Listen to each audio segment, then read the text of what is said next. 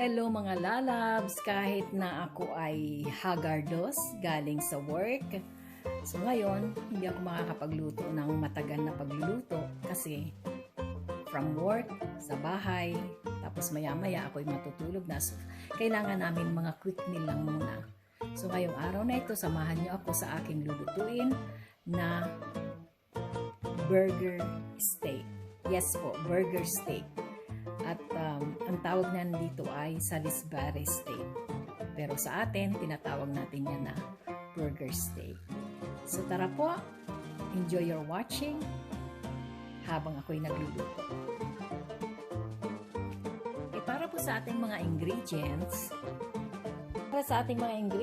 ulitin ko, meron lang tayong tatlong uri ng ingredients dito.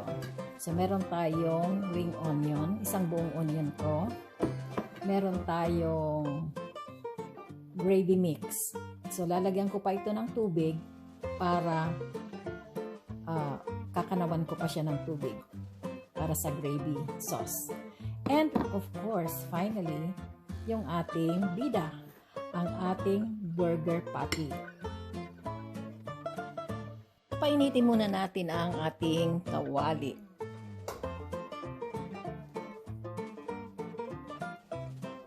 Kapag mainit na, lagyan natin ng mantika. Dito po, uunahin natin yung ating ring onion. Ika-caramelize muna natin. Mainit na po ang ating mantika. Lagyan na natin isa-isa yung ating ring onion.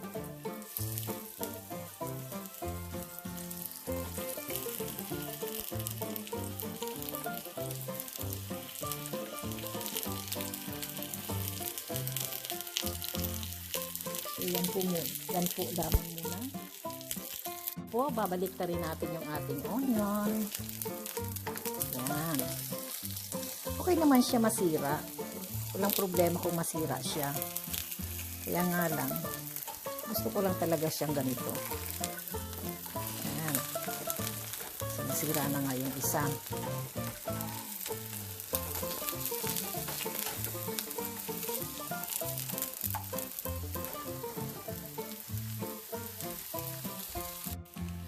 Alam niyo, naluluha na ako dito sa onion na to. Hindi talaga ako pwede magkaroon ng biyanan na masungit. Ang bilis, lumuha. Po ang ating onion. Pagkatapos niya, isunod natin yung natitira pa. Same pan, sa parehong kawali, dito na tayo magluluto ng ating burger.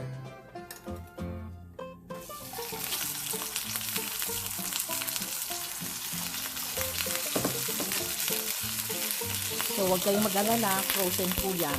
Kaya mapilansik siya. Pwede po kasing lutuin ang frozen na burger directly to the pan. Kasi mas juicy siya kaysa sa ito nyo. So, babalik na rin na po natin. Tingnan natin yung ilalim kung brown na ba. Ayan, medyo meron na. Babalik na rin lang natin yan, and then pwede natin balik na rin ulit kasi frozen nga siya.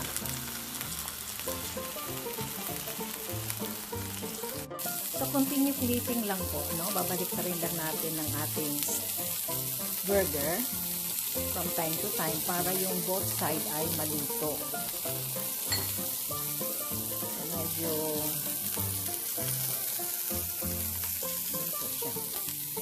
ayan ang mga lalabs. Luto na po ang ating burger. So, tatanggalin na natin siya.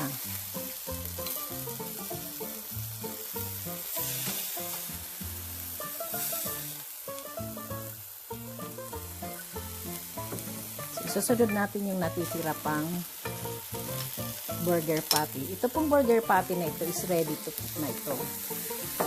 Nakapackage po ito. Kita rin natin ulit.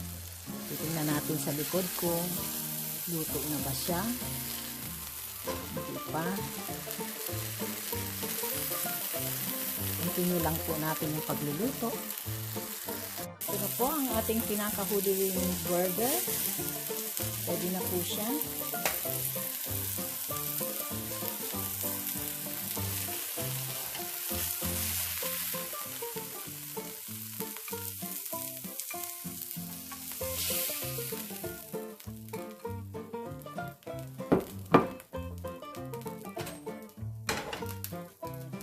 So, ang ating isusunod ay ang gravy sauce.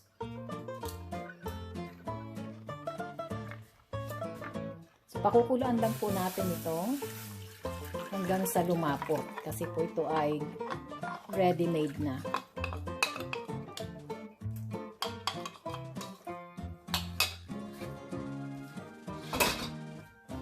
Ito po ay combination ng brown sauce at saka mushroom gravy.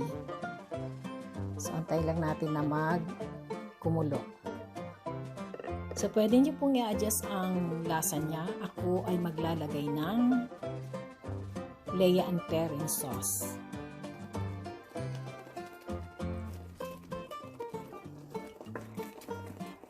Yan, kumulo na siya. So, medyo lang po. Tingnan natin. Yung init ng kala natin, enough na yan para maluto ang ating sauce. Ayan na po, ready na po siya. At yan ay pwede na nating ilagay sa ating burger.